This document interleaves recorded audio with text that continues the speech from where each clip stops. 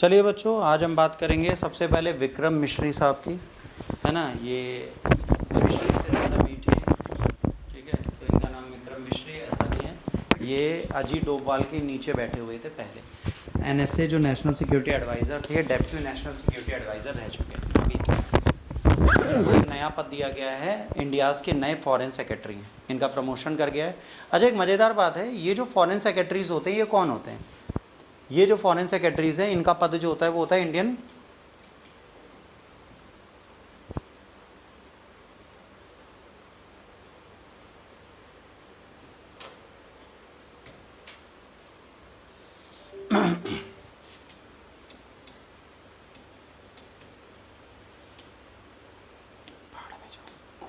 ये जो होते हैं बेटा, ये होते हैं Indian revenue services, sorry Indian foreign services के ऑफिसर्स।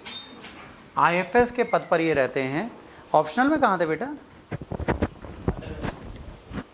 पढ़ लो भैया,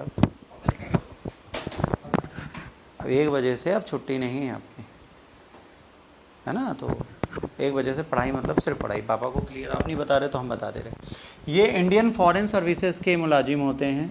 ये 1989 के बैच के इंडियन फॉरेन सर्विसेज के सेलेक्टेड हैं और नेशनल सिक्योरिटी एडवाइज़र बने हुए थे। वहाँ से आज इनको एक नया पद मिला है। अब इंडिया के नए फॉरेन सेक्रेटरी के पद पर ये जा चुके हैं। Vikram Misri has been named India's new foreign secretary. ये अपनी जॉब को कब से स्टार्ट करेंगे? 15 जुलाई से। कब से स्टार्ट करेंगे बच्चों? 15 जुलाई से ये इस पद पर बैठ जाएंगे, ठीक है। और इनकी जगह पहले कौन थे? विनय मोहन कवत्रा। विनय मोहन कवत्रा ये अपना पद छोड़ेंगे। इनका रिटायरमेंट हो चुका था, सरकार ने इनको 6 महीने का एक्सटेंशन दिया था, जॉब ख़त्म हो रहा है। इसके बाद ये होगा। अच्छा, इनको अपॉइंट कौन करेगा? Personal ministry.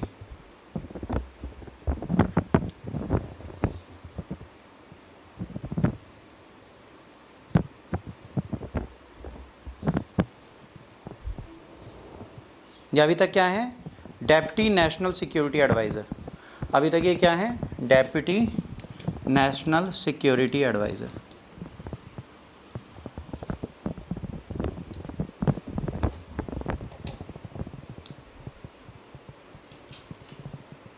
अब इनके बारे में सबसे इम्पोर्टेंट क्या है ये समझिए। इनके बारे में सबसे इम्पोर्टेंट ये है, ध्यान से देखिए यहाँ क्या लिखा है। यहाँ लिखा है कि ये इंडियन फॉरेन सर्विसेज में 1989 में आए, बट ये कई सारे इंपॉर्टेंट कंट्रीज़ के एम्बेसडर रह चुके हैं, जिसमें चाइना, स्पेन, म्यांमार आती। यहाँ पर ये वहाँ की एम्बेसी संभाल चुके हैं, तो इनको बहुत अच्छे से बायलैटरल टाइट और ग्लोबल कंसर्न के बारे में पता है। एक्सटर्नल अफेयर मिनिस्ट्री में ये काम कर रहे हैं और इंटरनेशनल टास्क इनको कई सारे दिए जा चुके हैं, जिसमें सक्सेसफुली वर्क इंप्लीमेंट कर चुके हैं। तो इन्हें फॉरेन सेक्रेटरी बनाने का सिंपल सा मतलब है इंटरनेशनल रिलेशंस में बहुत बड़ा रोल प्ले कर सकते हैं। मिश्री नेम्ड एज द डेप्यूटी, ठीक है, नेशनल सिक्योरिटी एडवाइज़र कब बने थे? 1 जनवरी 2022 में। इससे पहले जो थे अब क्या है? फॉरेन सेक्रेटरी बनेंगे, है ना। Private secretariat 3 Indian prime ministers थे जिनके साथ ये प्राइवेट सेक्रेटरीट पे पहले से रह चुके हैं। आई.के. गुजराल, मनमोहन सिंह या नरेंद्र मोदी। प्राइवेट सेक्रेटरीट मतलब जो प्रधानमंत्री का खुद का निजी सचिव का ग्रुप होता है, जिसमें वो एडवाइस देते हैं इंटरनेशनल में, उनमें ये 3 लोगों के साथ रहे हैं। गुजराल डॉक्ट्राइन के टाइम पे भी ये थे, मनमोहन के टाइम पे भी ये 10 साल रहे हैं और पिछले 10 सालों से नरेंद्र मोदी के साथ भी है। तो 30 साल से ऊपर का इनका खुद का पर्सनल अनुभव है। किस चीज़ का? आईआर का। तो ये व्यक्ति कमज़ोर नहीं है। फॉरेन सेक्रेटरी के पद के लिए सुयोग्य व्यक्ति यही था जिसको नरेंद्र मोदी ने चूज़ किया। अब जैसे लोग कहते हैं सर पॉलिटिक्स चलती है, कहाँ चल रही है बताओ? आई.के. गुजराल के भी टाइम, मनमोहन के टाइम पे भी, मोदी के टाइम पे, मोदी ने 90% सेक्रेटरीट बदला ही नहीं कभी। ओके, अधिकारी बुरे नहीं होते, समझ रहे हैं। अब इन्होंने बहुत सारी चीज़ें सीखी हैं, दुनिया में गए हैं, India's mission around the world गए, वहाँ पे इन्होंने काम किया है। ये श्रीनगर में पैदा हुए थे, सबसे इम्पोर्टेंट चीज़। कब पैदा हुए थे? नवंबर 7 में, है ना। इन्होंने अपना करियर स्टार्ट किया था under secretary in the office of external affair minister, IK. Gujral के एडमिनिस्ट्रेशन पे।